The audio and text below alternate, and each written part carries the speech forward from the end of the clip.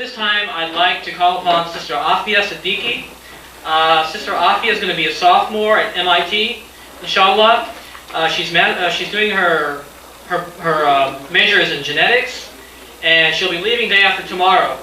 Sister Afia is going to be involved in MSA at MIT, and she's already the dawah coordinator, and she's already started work. Alhamdulillah. Please, Sister Afia.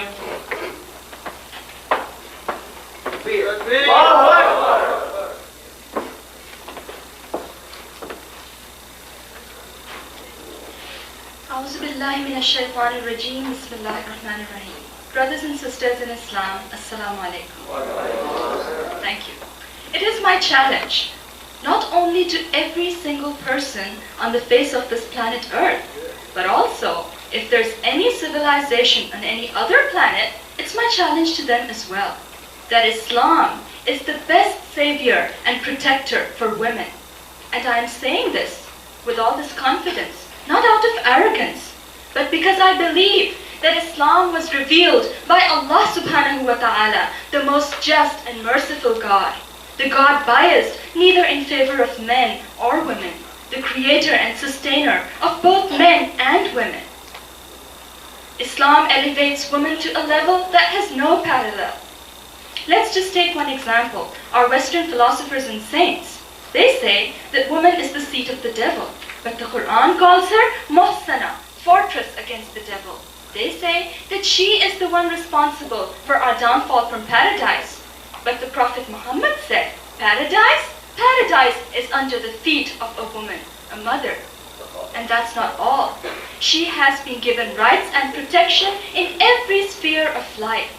She has all the basic human rights, including the right of inheritance, of owning property, of choosing her husband, of getting dowry, of divorce, of not only earning money, but even keeping every single cent she earns, and what not. You name it, and it's there. But let me make it clear that this earning money thing, in Islam, it is not the responsibility of a woman. Her responsibility, her duty, is with Allah and with her family. And if she takes care of that, alhamdulillah, she's in good shape according to the Prophet Muhammad. That's enough for her salvation. But this does not mean that her duty is to slave away at home like a bondsmaid. This was at least not the practice or the teaching of our Prophet Muhammad or his companions. Once, a man came to the Caliph Umar bin Khattab. He wanted to complain about his wife. He was standing outside the Caliph's house, and from inside, he could hear Caliph Umar's wife giving him a hard time. But Umar's voice was nowhere to be heard. He thought, well, looks like the poor Caliph is in the same torment I am. He started going back. Umar saw him and called him back, heard his story, and you know what he replied? He said, do you not see that my wife cooks my food, washes my clothes, suckles my children, thus relieving me of the necessity of employing a cook, a washerman, and a nurse, even though she is not in the slightest degree responsible for this. And more than that, I have peace of mind on account of her, and I am protected from adultery. In view of all this, I put up with her excesses, and I would advise you to do the same. And the Prophet Muhammad said, the more civil and kind a person is to his wife, the more perfect in his faith he is. The Quran says, وَعَاشِرُوهُنَّ بِالْمَعْرُوفِ فَإِنْ كَرِهْتُمُوهُنَّ فَعَسَىٰ أَنْ تَكْرَهُوا شَيْئًا وَيَجْعَلَ اللَّهُ فِيهِ خَيْرًا كَثِيرًا. Live with your wives, treat them with kindness and equity. If you take a dislike to them, it may be that you dislike something, but Allah has kept a great deal of good in it. The Quran further says, وَلَا تُمْسِكُوهُنَّ ضِرَارًا لِتَعْتَدُوا وَمَنْ يَفْعَلْ ذَلِكَ فَقَدْ ظَلَمَ نَفْسَهُ وَلَا تَتَّخِذُوا آيَاتِ اللَّهِ هُزُوًا. Do not keep your wives by force, so that you may injure them or hurt them. And whoever does this wrongs his own soul. Do not treat the words of Allah as a joke. My dear brothers, Allah means business here. And my sisters, this does not mean that we take advantage of all these examples and start taking advantage of men. No. What I am saying is simply that a woman is not an unpaid slave. According to the Prophet Muhammad, she is the queen of her house. And not only that, she is also given permission to go out, and not only that, she is given respect, protection, and dignity. Things which no other society, especially what the West, has not given her. The hijab is not a restriction. It allows a woman to be judged by her content, not by her packaging, by what's written on the pages, not the pretty artwork on the cover. We are judged by who we are, by what we have to say, not by how we happen to look while we are saying it. Islam does not see the woman as a prize cow to be paraded before the world. No. The Prophet Muhammad ﷺ summed it up beautifully. He said, the best object of benefit of the entire world is the pious woman. This is so profound. Not the rich woman, not the beautiful or successful woman. Because these qualities will not benefit her in the long run. Minds can be lost, wealth can be spent, and beauty shall change. These ephemeral qualities are for the pleasure of this world, whereas piety is for the pleasure of Allah. His advice to men seeking a wife was, get one who is religious. Not the one in the 50% tax bracket, the one with the Jaguar, the one with her own corporation, the one with the great looks, or the one who brings more dowry. No. In Islam, a woman is seen first and foremost as a servant of Allah subhanahu wa ta'ala, not as the slave of a human being. And in the eyes of Allah, she is no less than a man. It is true, لَيْسَ الذَّكَرُ كَالْأُنْثَى. The man is different from the woman, psychologically, biologically, physiologically different. The man is physically more stronger. We can see that. Doesn't need any explanation. So Allah has given him the charge, the responsibility for providing for the family, for earning for the family. He's been given the daraja, the position of leadership in the family. But this does not make a woman inferior. No. Where rights are concerned, وَلَهُنَّ مِثْلُ الَّذِي عَلَيْهِنَّ بِالْمَعْرُوفِ وَلِلرِّجَالِ عَلَيْهِنَّ دَرَجَةٌ. Her rights are equal, mithl, to those of man, even though man has been given the daraja, the degree over her. The degree, the responsibility, and accountability for providing and sustaining the family. What has this got to do with inferiority or superiority? Nothing. Allah has made it very clear. إِنِّي لَا أُضِيعُ عَمَلَ عَامِلٍ مِّنْكُمْ مِنْ ذَكَرٍ أَوْ أُنْثَى بَعْضُكُمْ مِنْ بَعْضٍ. I shall not waste the efforts of any of you, man or woman. You are members one of another. And إِنَّ أَكْرَمَكُمْ عِنْدَ اللَّهِ أَتْقَاكُمْ. The person who is more revered, who is more superior, or who is more respected in the eyes of Allah, is the one who is more pious, who has more taqwa, regardless of whether it's a man or a woman. History is filled with women who exemplified this fact, who taught men as well as women, who gave religious verdicts, who fought and died, all for the sake of Allah, not to prove to the world that they were capable. My dear Muslim sisters, we, unlike the non-Muslim women, we do not have to prove anything to this world. All we have to prove is to Allah subhanahu wa ta'ala that we are capable. Yes, we are capable of becoming true and ideal Muslim women. Women like the Sahabiyat, not 5 feet 10 inches or something like that. No. Women like the Sahabiyat, out of hundreds of examples. And I could go on forever, but I'm sure you all must be hungry. I'll just quote one example. Asma bint Yazid. She embraced Islam when she was a teenager, at the time of Hijrah. And she was only in her 20s. The Battle of Yarmouk. She killed 9 soldiers. With what? With the pole of a tent. Let alone women. I don't know how many men can even do that. Today or whenever. I don't know. And not only that, she was also a great scholar. She opened a school. And from her school, many of our respected ulama of the Taba'un period, they graduated from her school. Aisha, Khadija, Fatima, Zainab, Asma, Ammara, Salma, Kulsum, Hakim, there are so many names. Who were all these?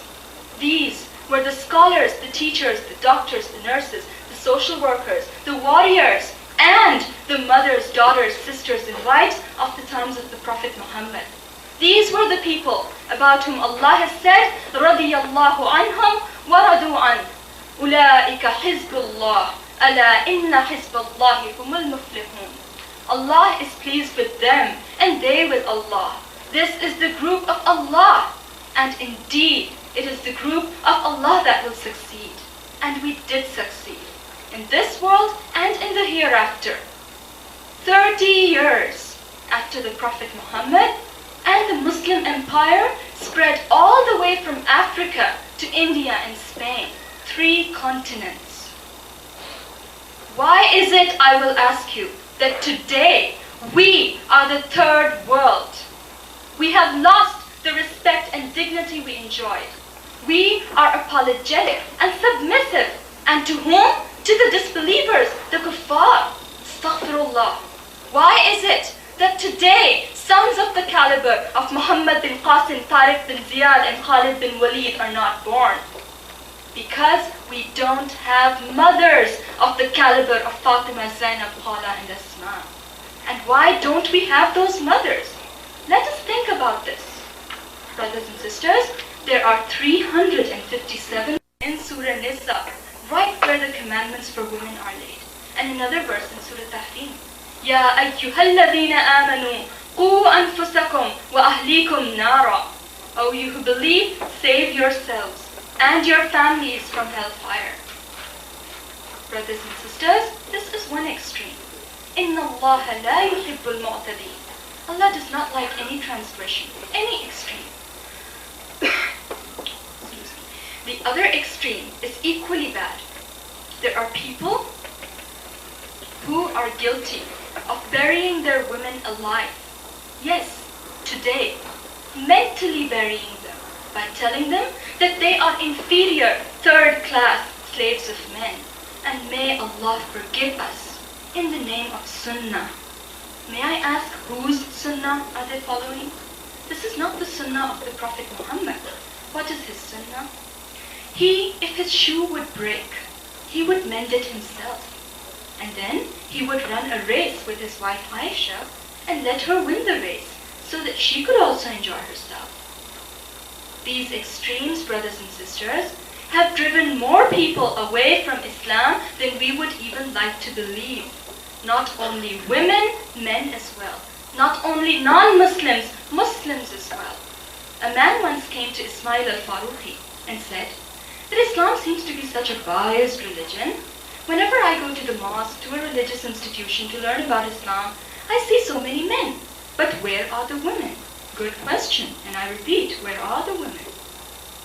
It is so easy today for anyone and everyone to come up to a woman and say, hey, this is Islam. And what will the poor woman say? Amanna wa saddaqna, I believe. Because she doesn't know any better. Her basic right, I should say her duty of education, religious and secular, has been taken away from her. What is the result? Brothers and sisters? Okay, brothers and sisters, this right of education, by taking it away from women, what do we see? If a woman has messed up ideas, non-Muslim ideas, or if she is totally ignorant of what's going on around her, in either case, can she be expected to raise a child the model of a perfect Muslim? Of course not. The first 5 years of the child are not as trivial as we think they are. According to a fact, scientific fact, the brain of the child develops not only before he is born, but it takes the first 5 years for the brain to fully develop. And in these years, whatever he sees around him, whatever he sees his mother, his parents doing, will have an impact on his future character. If the mother is the model of an Islamic woman, and the father for that matter too, the child will more likely than not become an Islamic model himself. But if the mother herself is locked up in a dark corner of a dark room of a dark home, secluded from the entire world, what can you expect? What is this generation gap that we see? And why are all these un-Islamic, cultural, traditional practices so prevalent in our Muslim world? There's many of them. Let me just take one. Jahez, dowry, as you saw in the skit earlier on. It is a big thing in India and Pakistan at least. And what is this? Well, this is that at the time of marriage, the girl has to bring cash, furniture, God knows what not. This is totally un-Islamic. Then why is it that so many good girls cannot get married because of this? And if they are getting married, a lot of times their parents don't even ask them if they want to get married or not. The Quran is very clear on this. يا أيها الذين آمنوا لا يحل لكم أن ترثوا النساء كرها. O you who believe, it is not lawful for you to take a woman by force against her will. No. And if they do get married, may God forbid it, but if to a cruel, unkind person, they bear his excesses their whole life. Number one, because they don't even know that according to Islam, if a woman wants, at the time of the marriage, in the marriage contract, she can put the stipulation and keep the right of divorce in her hands. And if I am wrong, Brother Jamal Badawi, please correct me, I request you, right now. Okay, he's saying I'm right. Okay, so this... Pardon? Oh, there's more even, okay. I don't have time, that's the problem. Anyway, so this is one thing. The other thing, in some very traditional families, if a girl even wants to ask what is in her marriage contract, or what the contract is, period, they label her as shameless. And if such a naive girl does get divorced, why does the whole society look down upon her? Islam does not, Allah does not. In the Quran, in fact, where Allah is reproaching the wives of the Prophet Muhammad for giving him a hard time, he says that if you do not repent, I will replace you with women better than you, ثَيِّبَاتٍ وَأَبْكَارًا, who will be married previously and who will be virgins. Brothers and sisters, when I was in Pakistan, I had worked very, very closely with the president of United Islamic Organization for 2 years. And in fact, she'll be coming to America later on this year. Ask her and she'll tell you, day in and day out, how many cases of women there are suffering, having serious problems because of these and many other un-Islamic practices. And when I say un-Islamic practices, I am including all these Western forms of dating and whatnot. I'm including all of these. Brothers and sisters, this has got to stop now. This has got to change. We as Muslims, what is our goal? Our goal is to serve Allah.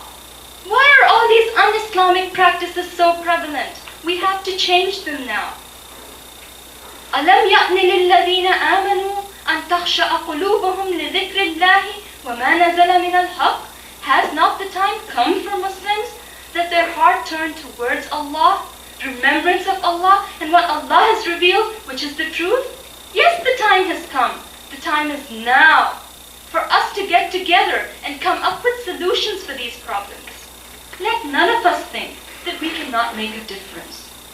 Yes, we can, if our intention is pure. If we strive in the path of Allah, Allah has said, وَالَّذِينَ جَاهَدُوا فِينَا لَنَهْدِيَنَّهُمْ سُبُلَنَا وَإِنَّ اللَّهَ لَمَعَ الْمُحْسِنِينَ. Whoever will strive to reach Allah, Allah will guide him to the way that leads to Allah. And indeed, Allah is with the people who are righteous, who do good deeds, who are the muhsineen. So let us do away with our cultural, traditional, whatever biases. Shun everything un-Islamic and turn towards Islam. وَمَا عَلَيْنَا إِلَّا